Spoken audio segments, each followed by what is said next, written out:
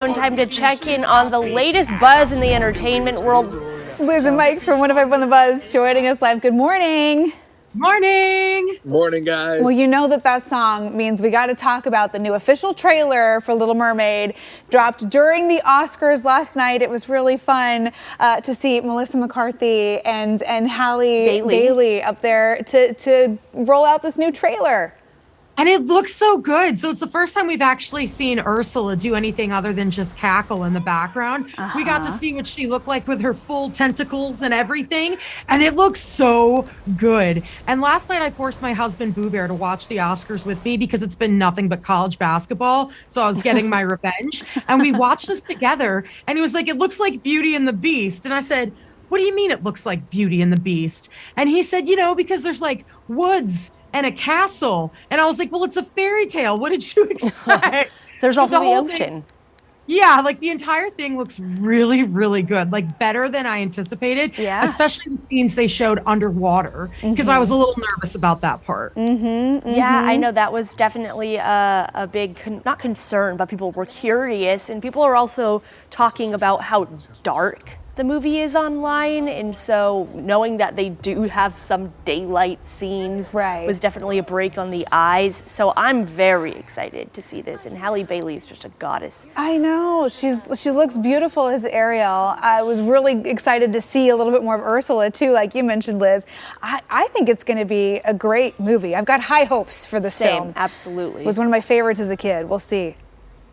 Agreed. I think the aesthetics just from the trailer that we're seeing today is awesome. Plus, I love the fact that we finally got a look at Sebastian the Crab and a little bit more of Flounder, because those are my two favorite characters from the movie. There's Scuttle too, the bird. What do we think of the sidekicks, the realistic sidekicks? I like them. I like that they don't look too real, though. Yep. You know what I mean? Because that was the problem with Lion King, is the lions looked too much like lions. Right. So these have a realistic look, but still kind of playful with faces that have emotions. So I'm good with it. I'm down. I'm all about this. I approve too. It was definitely a highlight of the night to get to see that new trailer. Another highlight at last night's Oscars.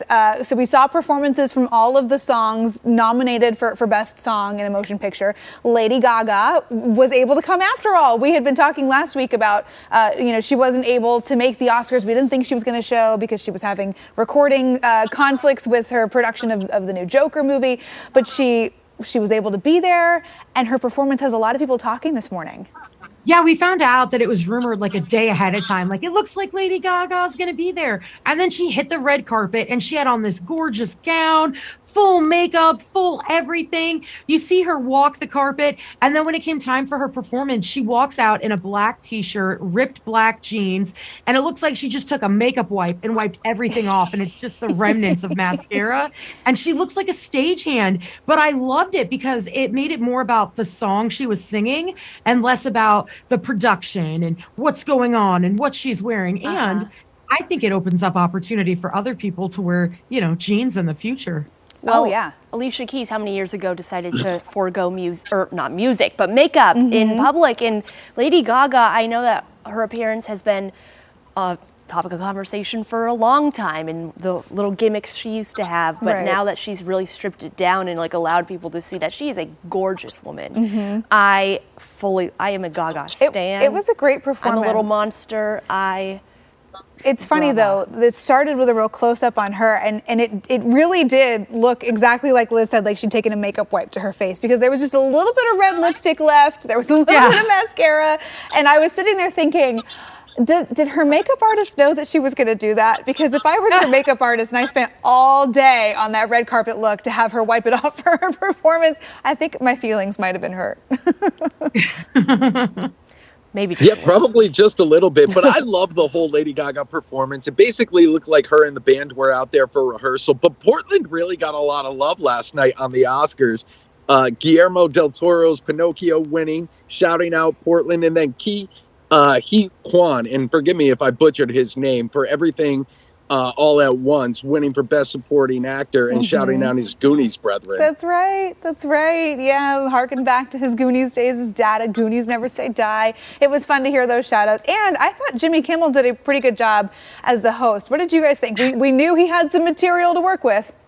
You know, when he came out at the beginning, I would say I was surprised at how many of his jokes were funny. I laughed out loud 3 times, which a lot of times you just kind of like, you chuckle to yourself. And I was like, oh, this is funny. Like, I can get down with this. And then some of them were just garbage, but some of them were really good. Yeah, I thought he did a pretty good job. All things considered, it was a fun, funny, predictable Oscars, which is kind of what we were hoping for this year. That is. Yeah. Yes. Nobody got slapped. The biggest drama was with Hugh Grant and Ashley Graham on the champagne colored carpet. Did you guys see that? Yes, he was had a little bit of an attitude to Ashley Graham.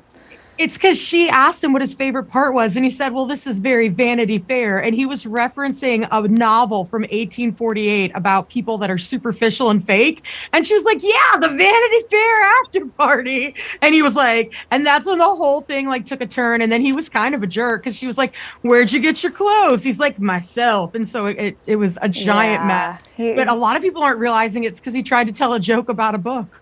Listen, it wouldn't be the Oscars without something awkward happening. So we got Very true. Same time next year. Thank you guys so much for joining us this morning. We'll see you tomorrow. Bye, friends. Have a good one. Take care, guys. And you can listen to Liz and Mike every weekday morning on 105.1 The Buzz.